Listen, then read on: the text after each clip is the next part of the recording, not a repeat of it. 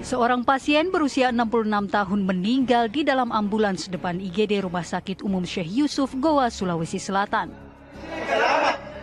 Dalam rekaman amatir yang viral di media sosial, keluarga menyatakan pasien yang merupakan rujukan Puskesmas Parangloe menunggu selama 1 jam di depan IGD, namun tidak mendapatkan pelayanan padahal pasien sudah dalam kondisi kritis atau berada di tingkat kesadaran 3.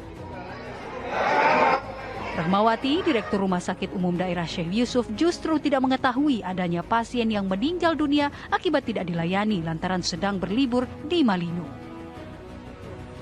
Mas, sebenarnya ceritanya Bu, sampai bisa meninggalnya pasien di sini Bu, di rumah sakit. Nanti mungkin karena ini kan habis libur, saya baru habis di Tepel Malino.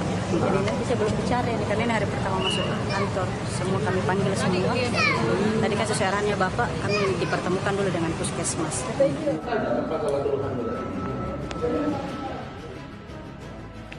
Sementara itu, Bupati Goa yang melihat adanya video viral soal pasien meninggal di depan IGD langsung menggelar sidak dan memarahi manajemen Rumah Sakit Umum Daerah Syekh Yusuf, Kabupaten Goa. Hingga kini, pihak RSUD Syekh Yusuf Kabupaten Goa, Sulawesi Selatan masih melakukan koordinasi dengan pihak Puskesmas Parangloe untuk mengetahui penyebab pasien meninggal di depan IGD.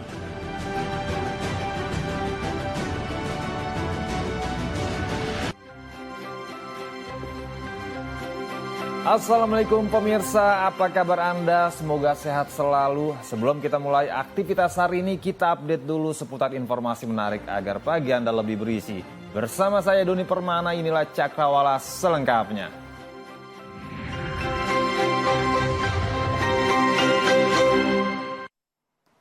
Ya pemirsa, berikut berita informasi pertama datang dari Jakarta, ini dia.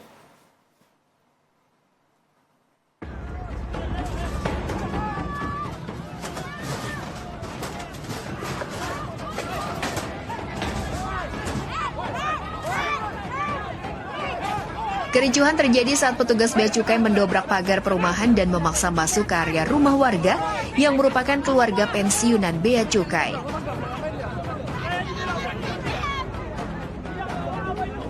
Kericuhan kembali terjadi saat satu persatu rumah warga menjadi sasaran pengosongan. Bahkan sempat terjadi insiden pemukulan warga oleh petugas bea cukai yang melakukan eksekusi. Pengosongan rumah kali ini merupakan fase kedua eksekusi rumah warga pensiunan di Komplek Bea Cukai pada fase kedua. Sebanyak 4 rumah warga dikosongkan paksa. Selain mengklaim telah memiliki sertifikat, Bea Cukai juga berencana akan menggusur 19 rumah untuk dijadikan rusun bagi pegawai Bea Cukai oleh Kementerian Keuangan dan PUPR.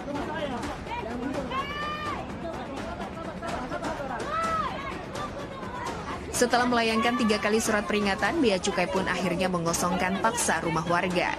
Rencananya pengosongan akan kembali dilakukan pekan depan.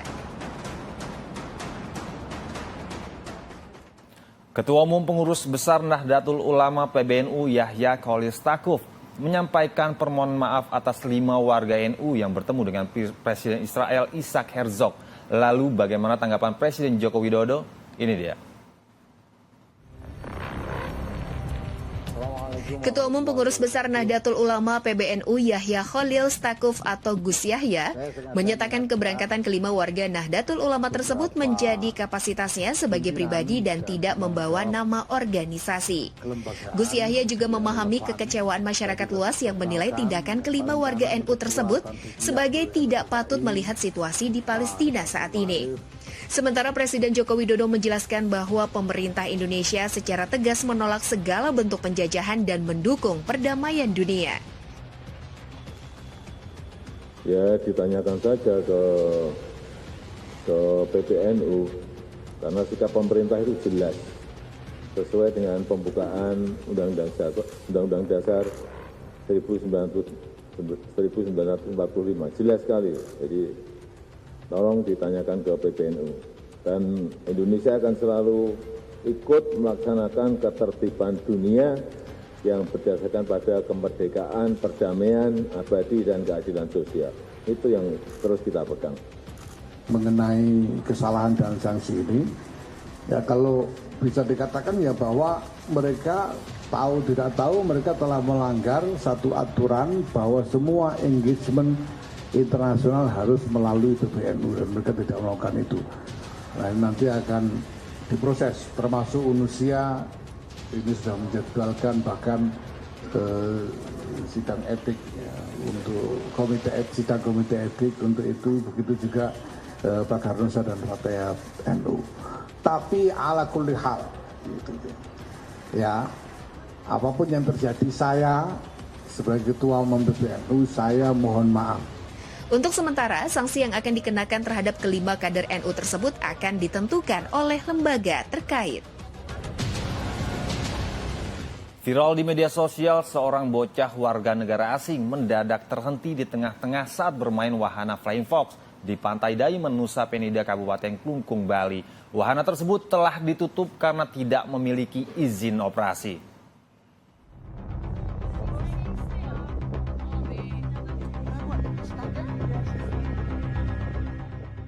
Media sosial di Bali diramaikan dengan video yang memperlihatkan seorang anak kecil warga negara asing yang tersangkut saat bermain wahana Flying Fox di Pantai Daimen, Nusa Penida, Kabupaten Klungkung, Bali. Bocah perempuan warga negara asing itu terjebak di Flying Fox sepanjang 108 meter, berada di atas laut dan tebing yang curam dengan ketinggian berkisar 100 meter. Beruntung, bocah tersebut berhasil selamat setelah berupaya menggerak-gerakkan badannya untuk bisa terus meluncur. Pemerintah Kabupaten Klungkung melalui Satpol PP memutuskan menutup operasional wahana Flying Fox karena ternyata tidak berizin dan beresiko tinggi dari segi keamanan. Baik, kami Satpol PP telah mengecek ke lokasi dari Flying Fox tersebut dan memang didapati informasi belum memiliki izin. Kemudian dari permasalahan itu, kejadian tersebut yang viral di medsos, kami pada tanggal 12, kejadian itu pada tanggal 12 Pak, anak yang tersangkut itu. Akhirnya kami panggil dari pihak Flying Fox untuk hadir di Satpol PP untuk kami konfirmasi minta penjelasan. Nah, dan benar pihak Flying Fox belum mampu menunjukkan izin-izin yang dimiliki sesuai dengan ketentuan peraturan perundang-undangan. Nah, atas kondisi tersebut, kami Satpol PP sudah melakukan penutupan bahwa Flying Fox mulai tanggal kejadian tersebut, tanggal 12 Juli kemarin itu sudah kami tutup dan tidak boleh beroperasi lagi. Kondisi angin dan berat badan yang ringan diduga menjadi penyebab tersangkutnya bocah tersebut hingga membuat alat Flying Fox tak bergerak maju.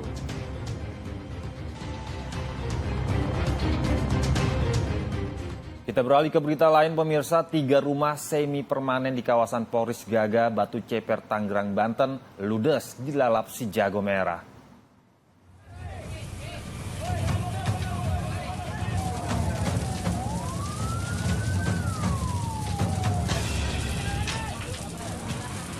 Kobaran api dengan cepat melahap seluruh bangunan rumah. Tiupan angin kencang serta material bangunan yang mudah terbakar membuat api dengan cepat merembet ke 2 rumah lain yang saling berdekatan.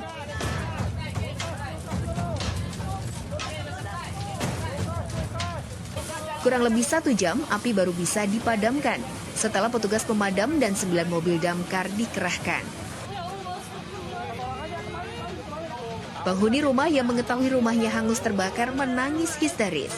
Penyebab kebakaran diduga akibat pemilik rumah lupa mematikan kompor saat memasak dan ia pergi ke kondangan.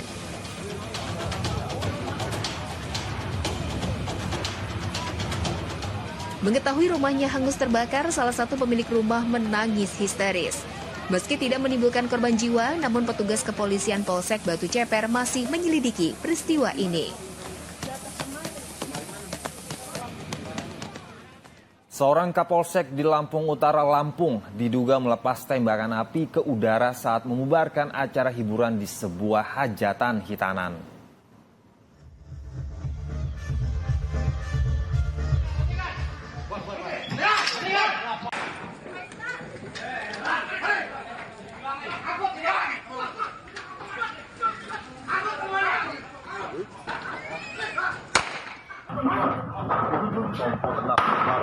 Letusan tembakan di tengah hiburan organ tunggal di Kota Bumi Kota, Lampung Utara mengagetkan warga dan para tamu undangan.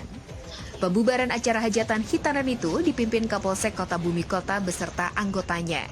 Polisi menilai acara hiburan tersebut telah melebihi jam izin yang telah disepakati hingga malam hari. Padahal sebelumnya kedua pihak sepakat acara hanya akan berlangsung sampai pukul 17 waktu Indonesia Barat. Penyelenggara hajatan berdalih, acara hiburan inti hitanan sebenarnya telah selesai.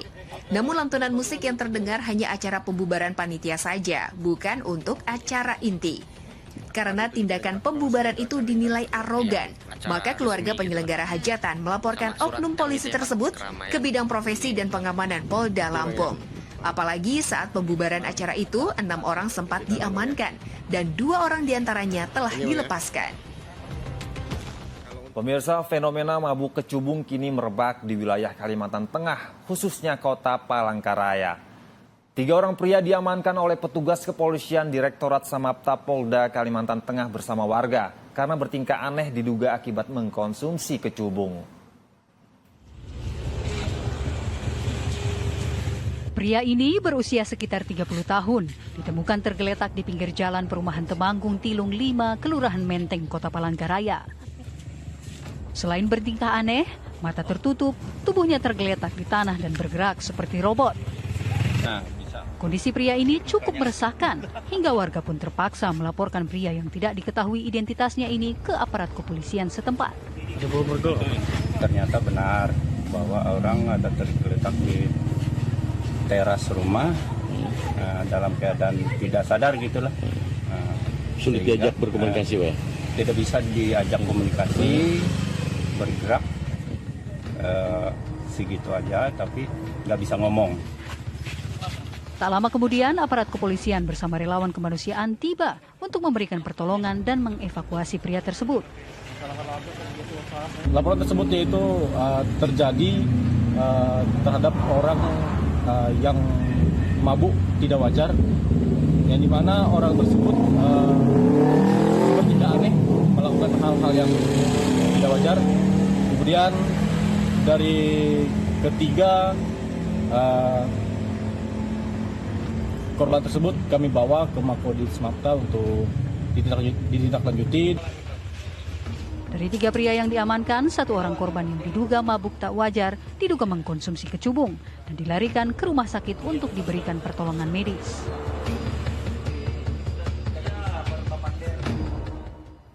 Miris, seorang ibu di Kabupaten Banyuwangi, Jawa Timur terpaksa melahirkan di dalam mobil setelah rumah bersalin sebuah puskesmas sepi. Tidak ada petugas yang berjaga.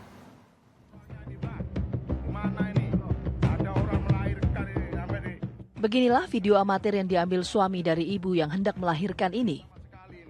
Warga Dusun Sumberdadi, Desa Kandangan, Kecamatan Pesanggaran, Kabupaten Banyuwangi, Jawa Timur ini terpaksa melahirkan di dalam mobil tepat di depan rumah bersalin Puskesmas Sarongan.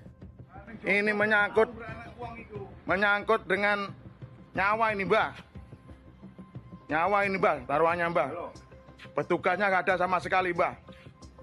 Rumah sakit bersalin Sarongan, rumah sakit bersalin Sarongan. Sang suami pun terdengar marah-marah usai mendapati rumah bersalin tersebut kosong tanpa ada petugas yang bersiaga.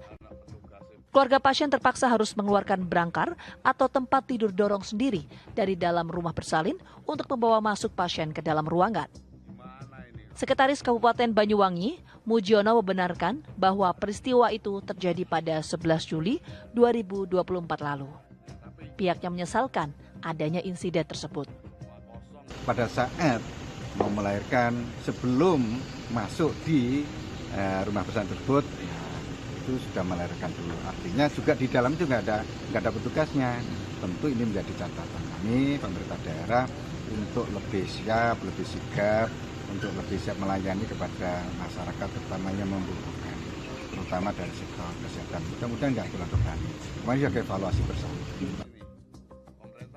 Usai melahirkan di dalam mobil, ibu dan bayi sudah mendapat perawatan medis di rumah bersalin Puskesmas Pembantu Sarongan.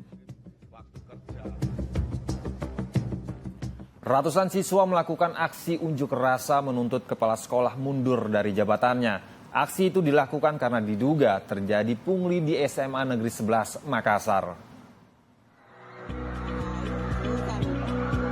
Lantaran diduga ada pungli di sekolah, ratusan siswa-siswi sekolah SMA Negeri 11 Makassar berunjuk rasa pada pagi hari. Dengan membentangkan spanduk yang dibawanya, siswa-siswi tersebut menggelar aksi di pekarangan sekolah sambil berteriak meminta kepala sekolah SMA Negeri 11 Makassar mundur dari jabatannya. Menurut salah satu siswa, dugaan pungli sebesar Rp50.000 itu terjadi saat pengambilan ijazah. Hal inilah yang membuat ratusan siswa-siswi negeri SMA 11 Makassar menggelar aksi unjuk rasa. Pada hari ini? Semenjak Kemsek menjabat di sekolah saya, dana BOS itu tidak jelas, tidak transparansi dana BOS, ekskul dibatasi dananya, listrik pun dibatasi wattnya, terus pungli juga ada dari ambil uang ijazah dari kelas 12, dan mengerti dikemanakan semua dananya.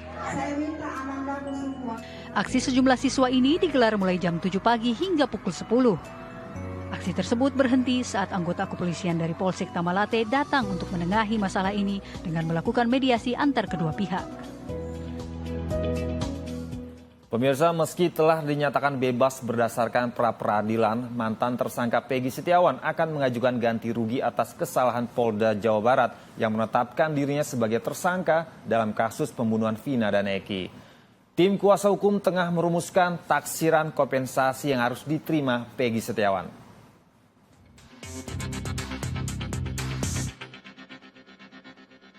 Meski sudah menghirup udara bebas, mantan tersangka Peggy Setiawan yang sempat mendekam di tahanan Polda Jawa Barat selama 49 hari menuntut ganti rugi. Tim kuasa hukum tengah merumuskan bentuk kerugian material maupun imaterial Peggy Setiawan. Fokus pihak keluarga bersama kuasa hukum adalah memulihkan psikis Peggy terlebih dahulu. Bahwa rencana untuk melakukan tuntutan ganti kerugian memang sudah dirumuskan oleh tim sejak Peggy Setiawan dinyatakan bebas oleh putusan Hakim Tunggal Bapak Iman Sulaiman. Tetapi tentu saja penuntutan ganti kerugian ini juga tidak terlepas daripada persetujuan klien kami, ya, sehingga hal itu memang harus betul-betul dirumuskan antara tim dengan klien supaya tidak menjadi pertanyaan lebih jauh. Yang jelas, insya Allah langkah itu akan kami tempuh. Cuman untuk saat ini tentu saja kami akan berfokus kepada pemulihan psikis daripada Peggy Setiawan setelah dia mendekam di dalam tahanan kepolisian daerah Jawa Barat selama kurang lebih 49 hari. Kuasa hukum juga mengingatkan bahwa pemulihan hak dan martabat Peggy harus diperhatikan pihak kepolisian yang menjadi termohon saat persidangan lalu. Silakan aja kepolisian daerah Jawa Barat menyanggah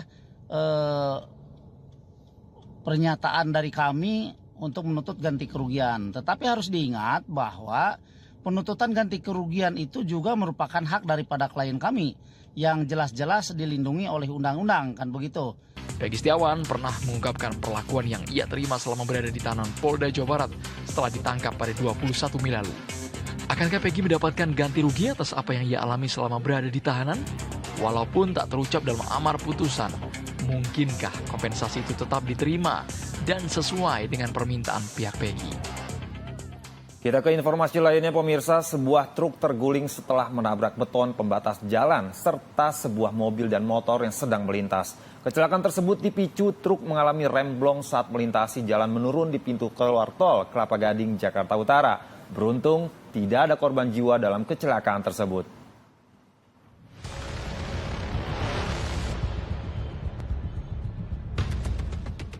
Beginilah kondisi sebuah truk terguling di pintu keluar tol Kelapa Gading, Jalan Mitra Sunter Boulevard, Tanjung Priok, Jakarta Utara pada Senin malam. Kecelakaan ini berawal truk pengangkut plat besi yang melintas di jalan menurun di pintu keluar tol Kelapa Gading, mengalami remblong hingga menabrak pembatas jalan dan sebuah mobil serta motor yang sedang melintas di kawasan ini. Akibatnya, mobil minibus berwarna putih serta sebuah motor milik pengemudi ojek online mengalami kerusakan parah di bagian depan kendaraannya. Tidak ada korban jiwa dalam peristiwa kecelakaan ini. Akibat kecelakaan ini, arus lalu lintas dari arah Sunter menuju Kelapa Gading mengalami kemacetan.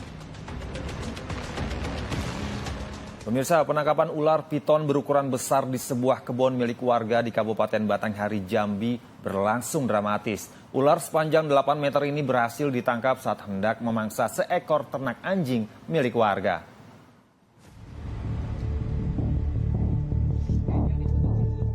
Belasan warga menangkap seekor ular piton sepanjang 8 meter di kebun milik warga di Desa Sungai Buluh, Kecamatan Muara Bulian, Batanghari, Jambi. Belasan warga sempat kesulitan saat ingin menangkapnya. Butuh waktu sekitar 45 menit, ular yang diduga tengah kelaparan berhasil ditangkap menggunakan peralatan khusus. Ular dengan bobot mencapai 100 kg itu langsung dievakuasi warga dari kebun ke tanah lapang di tengah perkampungan dan menjadi tontonan warga sekitar. Penangkapan ular berawal saat seorang warga hendak pergi ke kebun, melihat ular berukuran besar tengah melilit seekor anjing. Warga pun langsung melaporkan kepada warga lainnya agar ular tersebut segera ditangkap. Oh, dia sempat makan anjing ya? Iya, anjing itu sempat dibelitnya. Oh, dia. Ditemukan anjing itu udah belitnya udah mati karena dikerumuni oleh 3 orang tadi, nggak jadi. Lari dia ke Pakisan, ditangkap lah. Berapa panjang nih, Pak? Dipanggil Pak RT saya, sama ada tadi Asnawijin. Itulah kami datang ke sana, itulah ditengok-tengok, keluar dia, itulah ditangkap tadi. Panjangnya 8 meteran. 8 meter, Pak ya. Menurut warga, ular piton ini memang sering menampakkan diri di areal perkebunan karet yang di sampingnya banyak terdapat rawa-rawa. Ular kemudian diamankan di gudang kosong milik warga agar tidak membahayakan warga. Rencananya ular tersebut akan diberikan pada para pecinta reptil di Jambi untuk dipelihara. Viral, sekolah dasar hanya memiliki total 10 murid. Selengkapnya sesaat lagi, tetap di Cakrawala.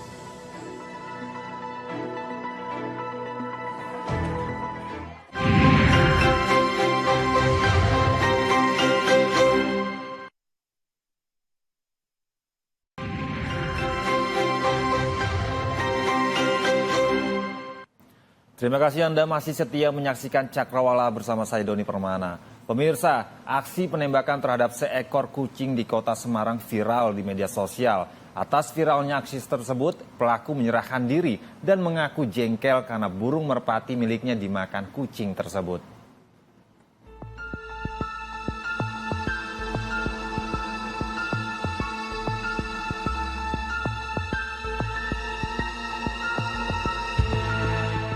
Aksi penembakan terhadap seekor kucing di kota Semarang viral di media sosial. Usai viral di media sosial, Imam Prasetyo, 35 tahun, warga Kerobokan, Kecamatan Semarang Barat, Kota Semarang, akhirnya menyerahkan diri ke Mapolsek Semarang Barat. Aksi penembakan seekor kucing tersebut terjadi di rumah pelaku. Di hadapan petugas, tersangka mengaku jengkel lantaran kucing peliharaan ketua RT setempat memakan burung merpati balap seharga jutaan rupiah.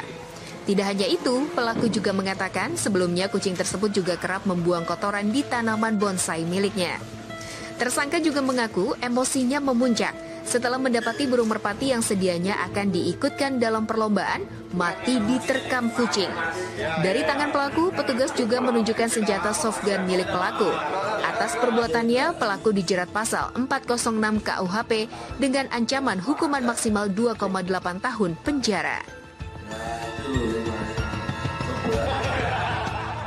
Hari pertama masuk sekolah, 1 SDN di Jombang, Jawa Timur hanya mendapatkan 1 siswa baru. Meskipun pembelajaran berlangsung layaknya sekolah privat, namun baik siswa maupun guru tetap semangat dalam kegiatan belajar mengajar. Dan pemirsa, berita ini sekaligus menutup perjumpaan kita pagi ini. Saya Doni Permana beserta kru yang bertugas pamit undur diri. Tetap semangat dan wassalamualaikum.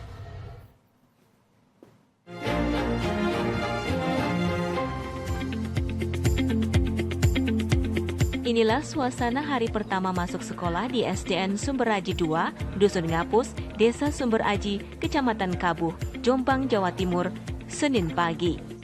Sekolah hanya memiliki total 10 siswa saja. Sehingga karena sedikitnya jumlah siswa, petugas upacara juga dilakukan oleh para guru. Upacara berlangsung hikmat meskipun dengan segala kekurangan dan kelebihannya.